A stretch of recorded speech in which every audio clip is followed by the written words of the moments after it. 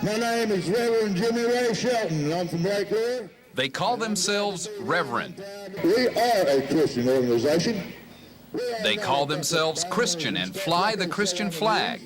Does anybody know anything about the King James Version of the Holy Bible?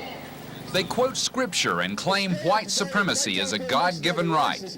You got to stick with your own race to get to heaven. Race mixing is a sin.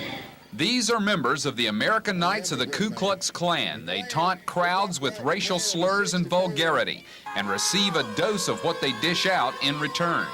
When they rally, they admit up front that violence is part of the message. I've never been to a Klan rally that wasn't violent. I mean, there's tempers out there flying, and there's people, you know, calling names, cussing, carrying on, picking at each other. And I conducted myself as a Christian out there, and I do conduct myself as a Christian, and I do represent God.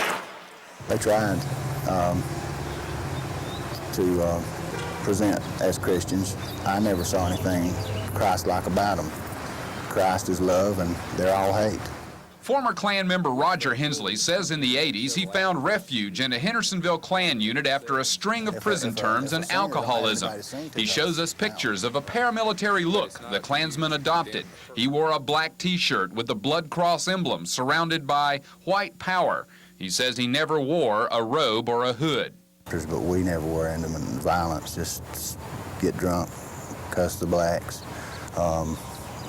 more or less to ourselves, never out go to them and cuss them or do anything of that nature. Hensley said as he rose in the ranks of leadership, he found the Klan trying to convince its members and anyone listening that black people were a threat to white people.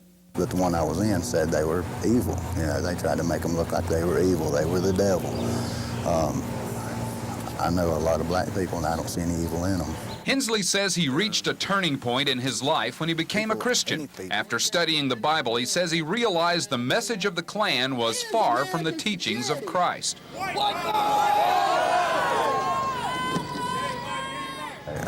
think the whole thing, to me, the reason I got away from it was stupid. It wasn't nothing. It never, like I said before, it never has went anywhere. It never will go anywhere, because if God's not in it, it's not going to go anywhere. If God was in it, I'd still be in it, but God's not.